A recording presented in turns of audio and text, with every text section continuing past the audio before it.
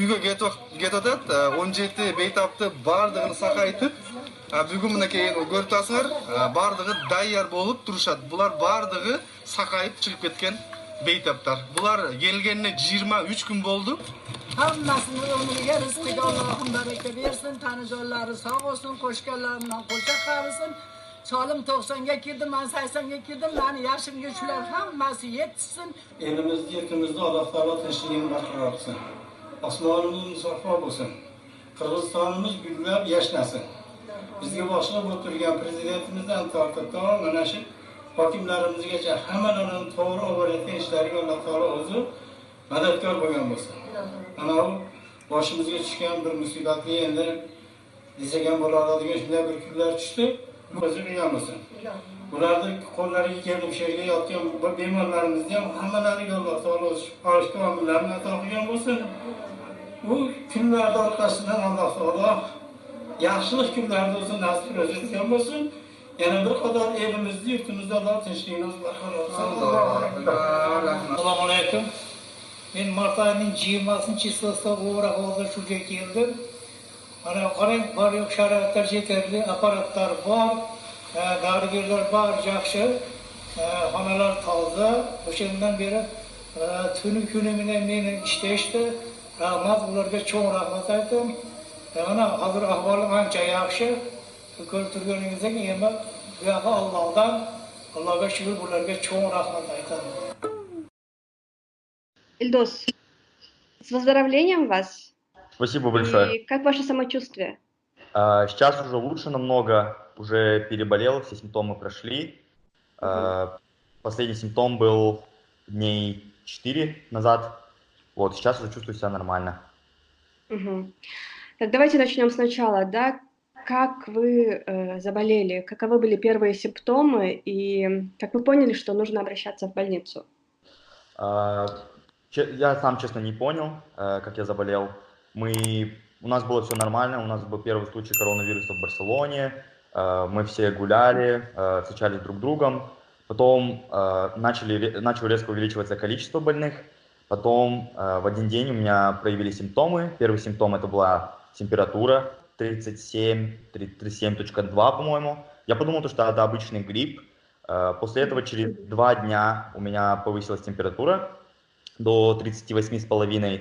Я начал чувствовать себя очень плохо, у меня ломили кости, вот. И потом я подумал, что, скорее всего, это коронавирус, потому что была вот эта шумиха по поводу этого. Я решил провериться.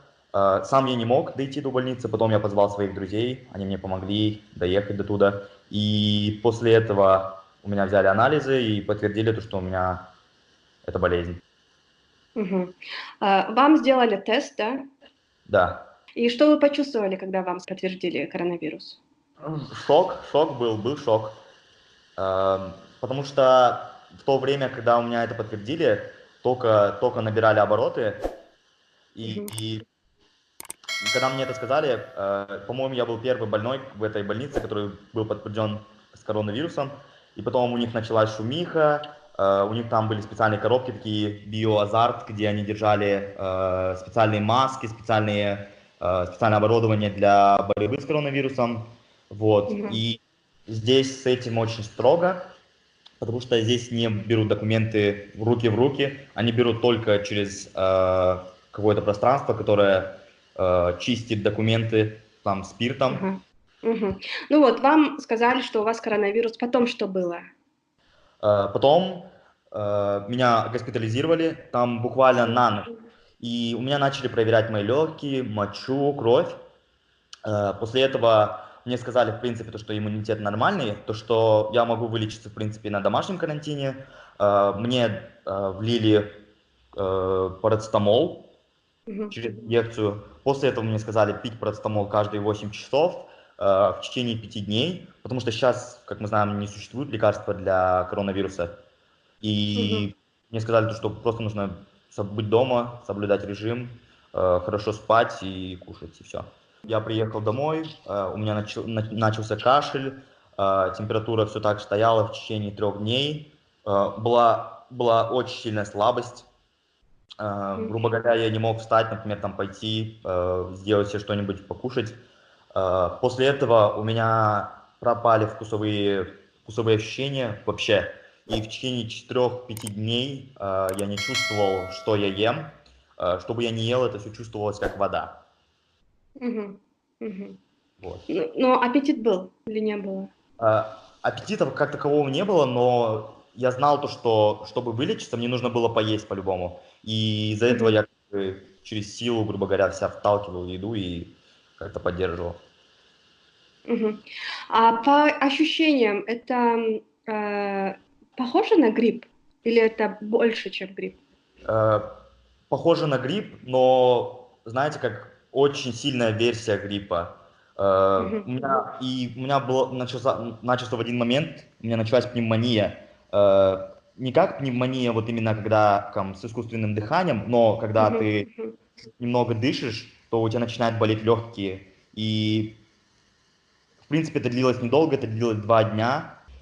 Мгм. И через сколько дней сделали повторный тест? Делали мне через 10, по-моему, дней, мне сделали обратный тест на коронавирус. Потому что мне сказали подойти тогда, когда уже начнешь чувствовать себя нормально. Я пошел, Мгм. мне сказали, что уже все, слава богу. Мгм. А вы там учитесь? Да, да, в университете. Мгм. Какой курс? И сколько вы уже находитесь в Испании? Второй курс, получается, это уже второй год. Второй год пошел. Мгм. Мгм. Что вы можете сказать об усилиях Испании в борьбе против коронавируса? На самом деле здесь сейчас очень ведется активная борьба против коронавируса.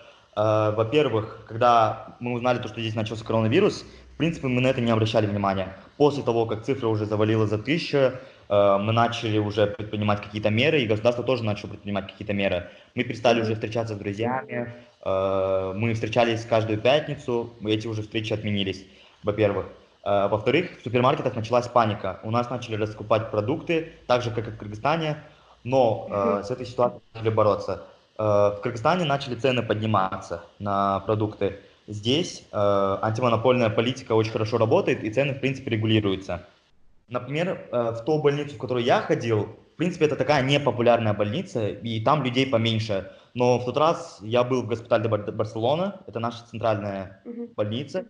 Там очень много людей, не хватает аппаратов искусственного дыхания, людей оставляют в коридоре, очень много людей страдают из-за нехватки места, очень много людей Мгм. болеют. И смотришь, в принципе, там не только такие пожилые люди, как все говорят в Кыргызстане, то, что молодые не болеют. На самом деле это не так. Люди болеют, и молодых очень тоже много. Вы не знаете, где вы могли заразиться? Нет, нет. Скорее всего, Не мне кажется, знаете. что среди своих друзей, грубо говоря, я был пациент ноль, Мгм. который заразил. Например, у меня есть друг, с которым я живу в одной комнате. Вот, по-моему, у меня, когда появились симптомы, на следующий день у него уже началась температура. Мгм. А, Он себя тоже плохо чувствовал, я ему посоветовал пить парацетамол. Потом я одну ночь жил в зале, где никого нет, чтобы дальше не распространять вирус. Мгм. После этого его семья сказала, то, что ему надо улетать в Кыргызстан, в Чили, и он улетел в Мгм. Чили. Мгм. Мгм. Понятно. И вот вам сказали, что вы уже все выздоровели, и теперь вы можете выходить на улицу? Или что они А, рекомендуют? Нет, говорят то, что можно заболеть во второй раз. Я Мгм. не знаю, правда это или нет. Например, одни врачи, я разговаривал с 2 врачами, один врач мне говорит, что у меня выработались какие-то антитела, которые мне помогают защититься от коронавируса. Второй врач говорит, то, что я могу заболеть во второй раз и стоит быть аккуратнее. И я не знаю, как правильно действовать, но сейчас я остаюсь по-любому дома, потому что даже если ты выйдешь на улицу, делать нечего, нет каких-либо вариантов куда-либо сходить и так далее. Исходя из вашего опыта, да, что бы вы порекомендовали бы кыргызстанцам? Оставаться дома, потому что вирус не передается, например, там, через километр. И Мгм. чтобы, например, заболеть, мне нужно контактировать.